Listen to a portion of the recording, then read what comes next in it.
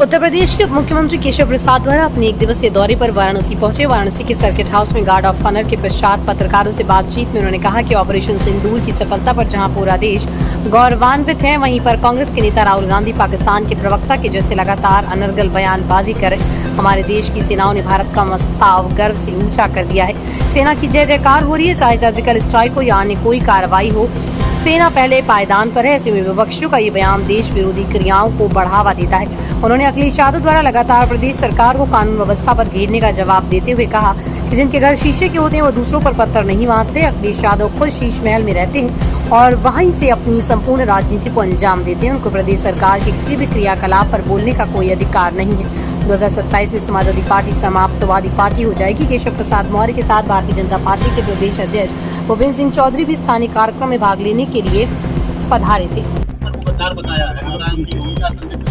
मुझे लगता है कि श्री उदित राज जी के किसी सवाल का जवाब देना जवाब का भी अनादर है, इसलिए उनके सवाल पे आप लोग भी सवाल ना किया करें। ये सब कुछ लोग टीवी में दिखाई देने के लिए बयानबाजी करते हैं, वो अनुचित है। इस समय देश की सेनाओं ने देश के 140 करोड़ लोगों का मस्तक गर्व से ऊंचा कर दिया है। भारत की जय जयकार हो रही दुनिया में। हम आर्थिक रूप से तो समृद्धशाली बन ही रहे थे, लेकिन सामरिक दृष्टि से भी विश्व की एक महाशक्ति के रूप में भारत उभरा है। चाहे सर्जिकल स्ट्राइक, एयर स्ट्राइक और ऑपरेशन सिंदूर, तीनों में तिरंगे का मान बढ़ा है, सम्मान बढ़ा है, देश गर्व कर रहा है। लेकिन विमान को पाकिस्तान श्रीनगर में उतरने नहीं दिया गया। विदेश से जुड़े हुए सवाल मुझे लगता है मुझसे करने की जरूरत नहीं है, ये विदेश मंत्रालय के सवाल है। आप कोई सवाल होगा। यादव पे लगातार प्रदेश सरकार को कटघरे में खड़ा कर रहे हैं। शीशे के घर में जो रहे हैं उनको सवाल उठाने का अधिकार नहीं है। चुस्त दुरुस्त कानून व्यवस्था है, गुंडों, अपराधियों, माफियाओं के खिलाफ कार्रवाई हुई है, आगे भी होगी। श्री अखिलेश यादव जी को मुंगेरी लाल के हसीन सपने 2022 की तरह 2027 को लेकर दिखाई दे रहे हैं।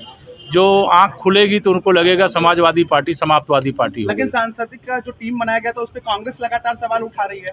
कांग्रेस भारत की सेनाओं के शौर्यपूर्ण प्रदर्शन और भारत की पाकिस्तान पर ऐतिहासिक जीत और पाकिस्तान को चारों तरफ से तबाह करने, आतंकवादियों के अड्डों को नष्ट करने के कारण सबसे ज़्यादा परेशान है। कांग्रेस चाहती है कि भारत की सेनाएं कमज़ोर पड़ जाती, भारत मात खा जाता और इस मुद्दे पर वो देश के सामने जाते।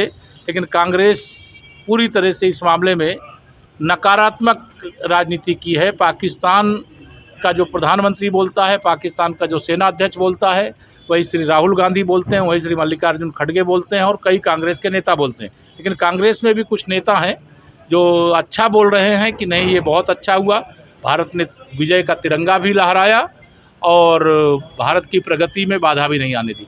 राहुल गांधी डोनाल्ड ट्रंप के ऊपर सब आप लोग अमेरिका के सवाल करो, कुछ भारत के सवाल भी है। राहुल गांधी सवाल कर रहे हैं। श्री राहुल गांधी, मैंने कहा कांग्रेस बहुत इस भारत की इस ऐतिहासिक जीत से पाकिस्तान के ऊपर जो ऐतिहासिक विजय मिली है, श्री राहुल गांधी, श्री मल्लिकार्जुन खड़गे और कांग्रेस पार्टी बड़ी बेचैन है। वो पाकिस्तान का प्रवक्ता जितना नहीं बोलता होगा उससे ज़्यादा श्री राहुल गांधी बोलते हैं।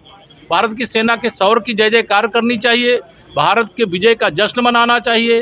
भारत के सबसे लोकप्रिय, सबसे निर्णय लेने वाले प्रधानमंत्री माननीय श्री नरेंद्र मोदी जी की सराहना नहीं कर सकते हो तो पाकिस्तान की प्रशंसा में पाकिस्तान का चालीसा तो मत पढ़ो। और बिहार में चुनाव को लेकर कैसे तैयार? बिहार में कमल खिलेगा, भाजपा गठबंधन की जीत होगी। जनता दल यू भाजपा गठबंधन जो है उसकी ऐतिहासिक जीत होगी और फिर से वहाँ हमारी सरकार। देश दुनिया की ताज़ा तरीन खबरों के लिए हमारे चैनल कैपिटल न्यूज़ इंडिया को लाइक, सब्सक्राइब और शेयर करें। अगर आप हमारे चैनल को YouTube पर देख रहे हैं तो सब्सक्राइब करें। अगर आप हमें Facebook पर देख रहे हैं तो लाइक करें, या फिर अगर आप हमसे ट्विटर पर जुड़ना चाहते हैं तो फॉलो करें। लिंक डिस्क्रिप्शन में दिए गए हैं।